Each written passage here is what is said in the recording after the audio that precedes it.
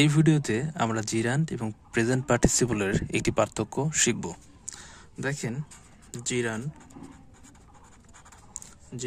এটাও কিন্তু ভার্বের সাথে আইএনজি বসে,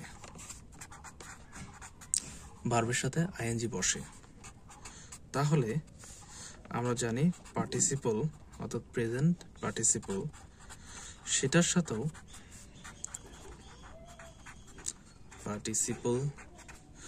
সাথেও কিন্তু ভার্বের সাথে আইএনজি বসে। তাহলে কিভাবে আমরা এখানে পার্থক্য করতে পারবো? আমরা একটা উদাহরণ দিতে পারি। এখানে দেখেন, আমি দুইটা সেন্টেন্স লিখছি। আপনি এখন এই ভিডিওটা পজ করে এটার উত্তর করুন। যেমন এখানে প্রথম যে সেন্টেন্সটা লিখছি সেটা হচ্ছে this is a sleeping room. This is a sleeping room. দ্বিতীয় বাক্য আমি এখানে লিখছি I helped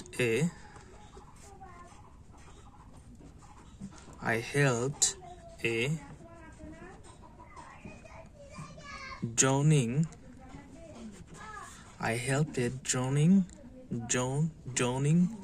man.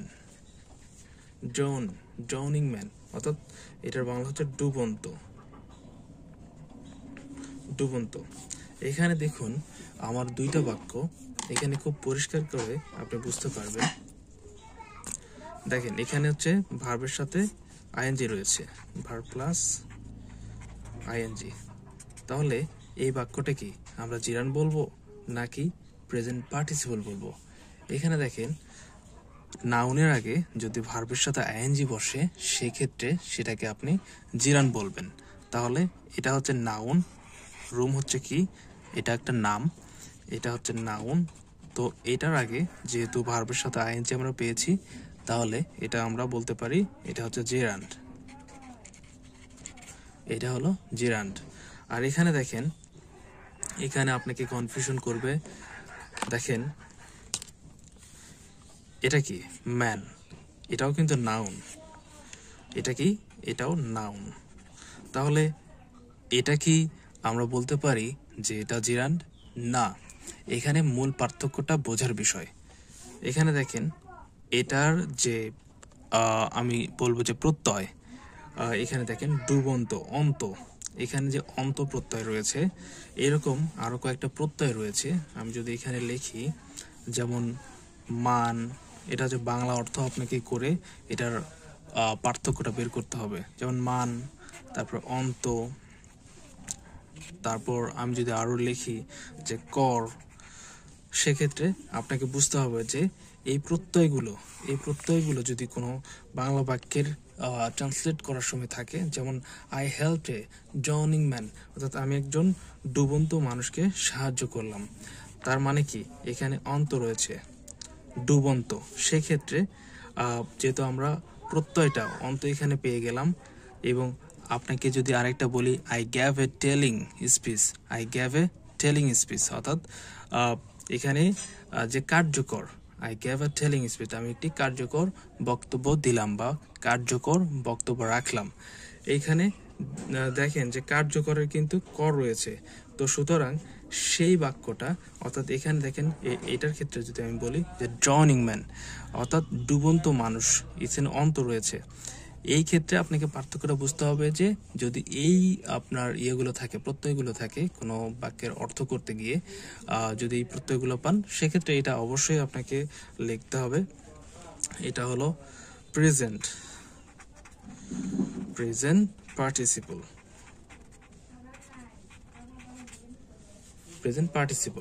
ওকে, তো এটাকে আমি একটু আরেকবার আপনাদের বুঝিয়ে দেই। সেটা হলো জিরান্ড এবং প্রেজেন্ট পার্টিসিপলের পার্থক্য। খুব সিম্পল পার্থক্য। দেখেন আমরা জানি যে জিরান্ড ভার্বের সাথে আইএনজি বসে এবং প্রেজেন্ট পার্টিসিপলও ভার্বের সাথে আইএনজি বসে। এখানে দুইটা উদাহরণ দিয়েছি। প্রথম উদাহরণে আমি লিখেছি this is a sleeping man, this is a sleeping room, এটা একটা ঘুমের ঘর, অর্থাৎ এখানে ঘুম পাড়া হয়। তাহলে দেখেন এখানে স্লিপিং রুম, রুমটা হচ্ছে নাউন। আমরা কি জানি জেরানের ক্ষেত্রে নাউনের আগে যদি ভার্বের সাথে আইএনজি থাকে সেক্ষেত্রে সেটাকে আমরা বলবো জেরান্ড।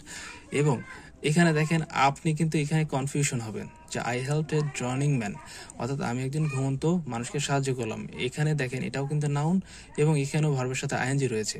সেক্ষেত্রে বোঝার বিষয় আমাদেরকে এই প্রত্যয়গুলো মনে রাখতে হবে যে যদি কোনো অডের প্রত্যয় হিসেবে অন্ত থাকে, কর থাকে, মান থাকে, সেক্ষেত্রে সেটাকে আমরা যদিও নাউনের আগে হয়েছে আমরা বলবো সেটা হলো প্রেজেন্ট পার্টিসিপল। আমরা কি বলবো সেটা হলো প্রেজেন্ট পার্টিসিপল।